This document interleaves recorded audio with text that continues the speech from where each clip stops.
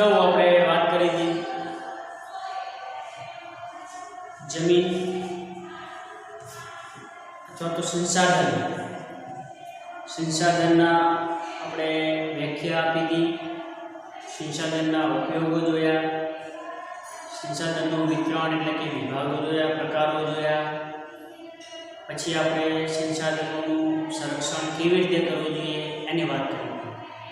હવે આપણે આગળ એ જ પ્રકરણમાં કુદરતી સંસાધનમાં આજે આપણે વાત કરવાની છે જમીન અને જમીન નિર્માણની પ્રક્રિયા.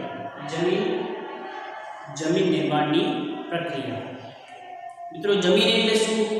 પહેલો જ પ્રશ્ન આપણને ઉદ્ભવે, જમીન કોને કહી શકાય? આપણે જેના પર ઊભા છીએ એ જમીન, સીધી વાત છે અને સાચી વાત છે. આપણે જેના પર ઊભા છીએ શું છે? જમીન છે. પણ એની વ્યાખ્યા આપણે આપી હોય ભૌગોલિક રીતે કે ભાઈ કેવી રીતે જમીન નિર્માણ થયું, જમીન કોને કહી શકાય, એના માટે આપણે કેટલાક મુદ્દા તમને તારીને આપેલા છે. અને તમને જો એમાં ટફ લાગતું હોય આ પ્રકારનું તમે એને જે મુદ્દા વાઇઝ કે પોઈન્ટ વાઇઝ તમે લખી શકો છો. આપણે જે તમારી સામે વાત કરીશું કે સામાન્ય રીતે જમીન એટલે ભૂસપાટીનું ઉપલું પડ, એટલે કે જે ઉપરની સપાટી છે પૃથ્વીની એને આપણે જેમાં વનસ્પતિ ઉગે છે તેને આપણે જમીન કહીએ છીએ.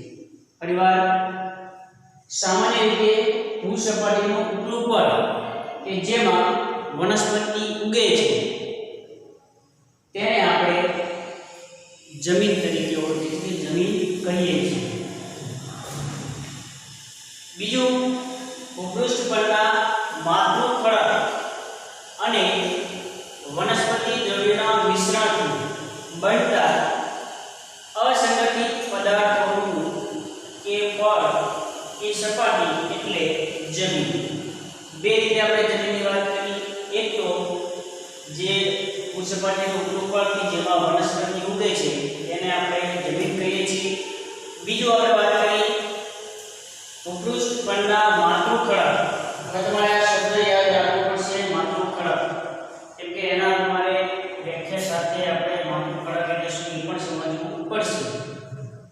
પણ અત્યારે આ સમજીએ ભૂપૃષ્ઠ પરના માતૃ ખડક અને વનસ્પતિ દ્રવ્યના મિશ્રણથી બનતા અસંગઠિત પદાર્થોનું પડ કે સપાટી એટલે શું થાય? જમીન થાય. હવે આમાં જો ભૂપૃષ્ઠ પરના મેં વાત કરી, જમીનમાં વર્ષો પહેલા એની હજારો લાખો કરોડો વર્ષો પહેલા એ જમીન નિર્માણની પ્રક્રિયા થઈ છે એવું આપણે માનીએ છીએ.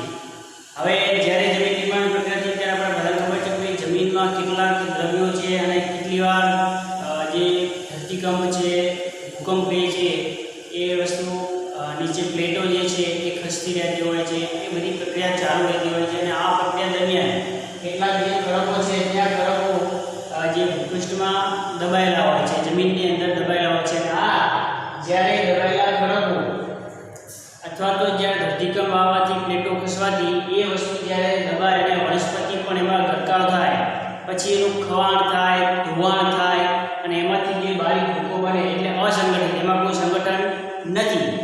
આ અસંગઠિત પદાર્થોનું પડ એટલે આપણે એને જમીન કહીએ છીએ. હવે મારે તમને વાત કરી કે માતૃ ખડકો. તો માતૃ ખડકો એટલે શું? અહીંયા મેં તમને એક પણ અલગથી લખીને આપેલું છે. માતૃ ખડક એટલે શું?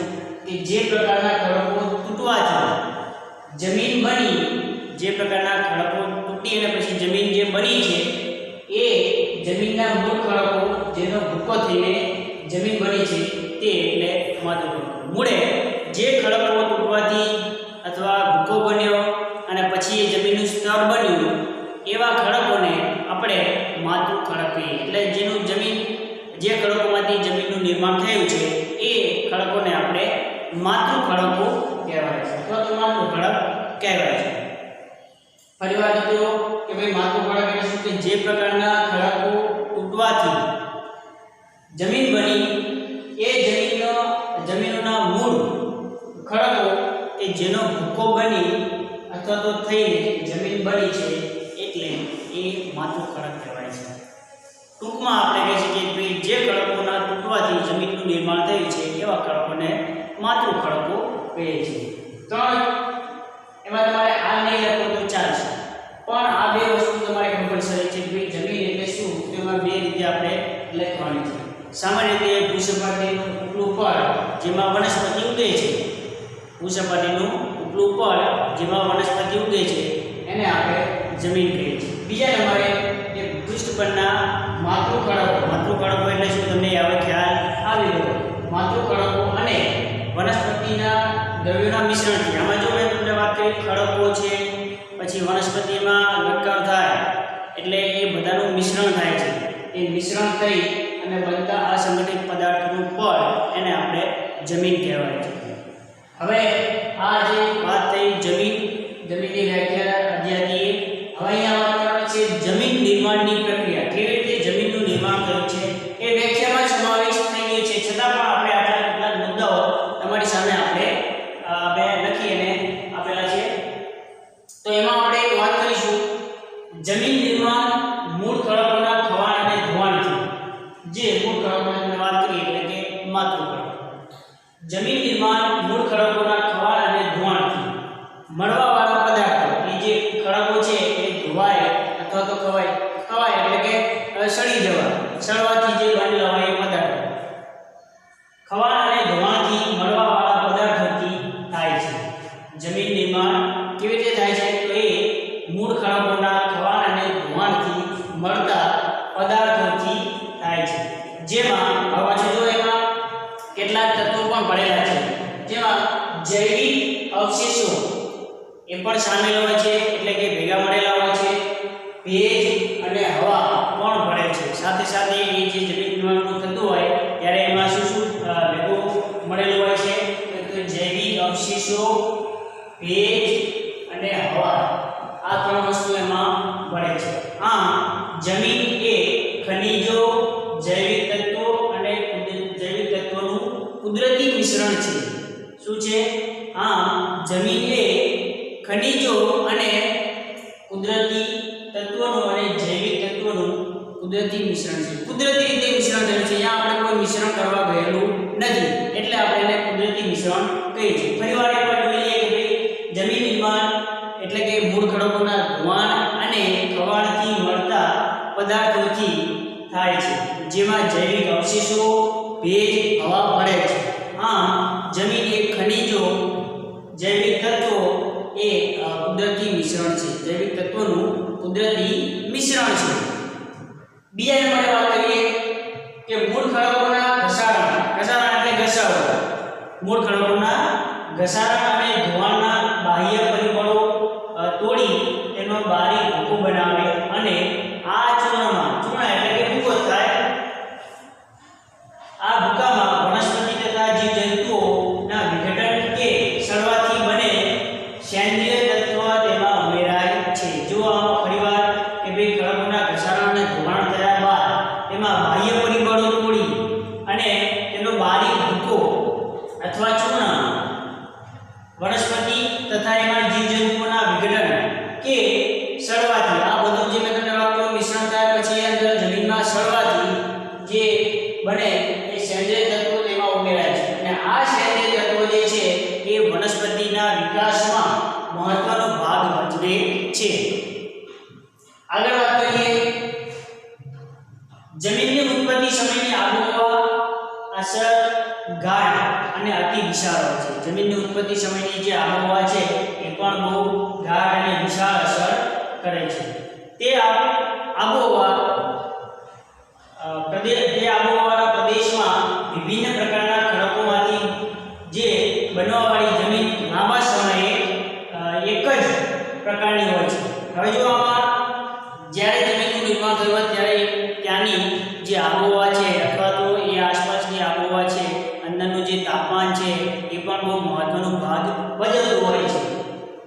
આગળ વાત કરીએ ચોથા નંબરે તો એક જ પ્રકારના માતૃખડકોમાંથી ભિન્ન એટલે કે અલગ અલગ આબોહવાથી બનનાર જમીન અલગ અલગ પ્રકારની હોય છે. સિમ્પલ છે. આમાં એક જ પ્રકારના માતૃખડકો હોય એમાંથી જે અલગ અલગ આબોહવાથી બનનાર, એટલે આબોહવા બધી એક જ પ્રકારની ના હોય. ક્યાંક ઠંડી આબોહવા હોય, ક્યાંક સમ આબોહવા હોય, ક્યાંક ગરમ આબોહવા હોય, ક્યાંક વિષમ હોય, હોય આ જે વસ્તુ છે એ આ અલગ અલગ પ્રકારની જમીન પર હોય છે. જ્યાં જેવા પ્રકારની આબોહવા હોય ત્યાં તેવા પ્રકારની જમીનનું નિર્માણ થાય છે. એટલે આ વસ્તુ તમારે ખાસ ધ્યાન રાખવી કે ભાઈ જે જગ્યાએ તમારે આપણે ધારો કે ગુજરાતની અહીંયા જમીન જોઈએ તો ગુજરાતની જમીનનું નિર્માણ થયું તો એ વસ્તુ એના પર ડિપેન્ડ કરે છે કે અહીંયાની આબોહવા કેવી છે. તો આપણે જોઈએ કે ભાઈ આપણી આબોહવા ગરમ આબોહવાવાળી ગણાય છે. રાજસ્થાન એ તો ગરમ. પછી જો જોવા જઈએ ભાઈ કાશ્મીર બાજુ જોઈએ એટલે કે ઉત્તરમાં છે કાશ્મીરની વાત કરીએ તો ત્યાં ઠંડી આબોહવા છે. તો ત્યાં અલગ પ્રકારની જમીનનું નિર્માણ થયેલું છે અને અહીંયા આપણે અલગ પ્રકારની જમીનનું નિર્માણ થયું છે. એટલે કહેવાનો મૂળ અર્થ એ છે કે ભાઈ જ્યારે જમીનનું નિર્માણ થયું ત્યારે એ ત્યાંની આબોહવા પણ આ જે વસ્તુ છે એ અહીંયા તમારે લાગુ પડે છે કે ત્યાંની આબોહવા પણ એના ગાઢ અસર કરે છે. અને જે એમાં વનસ્પતિ સેન્દ્રિય તત્વોથી બનેલી છે એ સેન્દ્રિય તત્વો એ જે છે વનસ્પતિના વિકાસમાં અથવા તો ઉત્પત્તિમાં બહુ મહત્વનો ફાળો ભજવે છે. હવે જો છેલ્લે જમીનના પ્રકાર તેના આ તમને 1 માર્ક્સમાં પૂછાય એવો પ્રશ્ન છે. જમીનના પ્રકાર તેના રંગ, આબોહવા, માતૃ ખડકો, કણ રચના અને ફળદ્રુપતા જેવી બાબતોને ધ્યાનમાં રાખીને પાડવામાં આવે છે. જમીનના પ્રકાર જે છે એ શેને ધ્યાનમાં રાખીને પાડવામાં આવે છે? તમે લખી શકો રંગ, આબોહવા, માતૃ ખડકો, કણ રચના અને ફળદ્રુપતા. એમાં આપણે રંગ એટલે કે ભાઈ જમીનનો રંગ કેવો છે, કેવા પ્રકારનો છે, આબોહવા તેની આબોહવા કેવી છે, માતૃ ખડકો આપણે અહીંયા માતૃ ખડકોની વાત કરી કે જે મૂળ ખડકોમાંથી જે જમીન બની હોય એ ખડકોને આપણે માતૃ ખડકો કહીએ છીએ.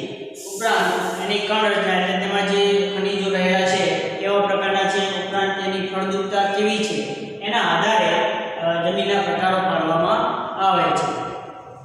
મિત્રો ફરીવાર એકવાર તમે જમીનની જે વ્યાખ્યા છે બે જ ખાલી વ્યાખ્યા લખો તો પણ તમારી જમીનની વ્યાખ્યા તૈયાર થઈ જાય છે. જ્યારે આ બાજુ તમારે લખવાની જે છે એમાં એક તો આ પહેલો મુદ્દો લખી રાખો કે ભાઈ જમીન નિર્માણના મૂળ ઘટકોના ખાવાના ધોવાથી મળવાવાળા પદાર્થોથી શું થાય છે, જેમાં જૈવિક અવશેષો, ભેજ અને હવા ભળે છે. આમ જમીન એ ખનિજ અને જૈવિક તત્વોનું કુદરતી શું છે મિશ્રણ છે. અહીંયા આપણે વાત કરી હતી ભાઈ કે જે આબોહવા જે છે બાહ્ય પરિબળોમાં તરીકે આબોહવા બહુ અગત્યનો ભાગ ભજવે છે. અને આ આબોહવા વનસ્પતિ એમાં સેન્દ્રિય તત્વો મળે છે અને સેન્દ્રિય તત્વોના મળવાથી એમાં વનસ્પતિના જે વિકાસમાં મહત્વનો ફાળો આપે છે.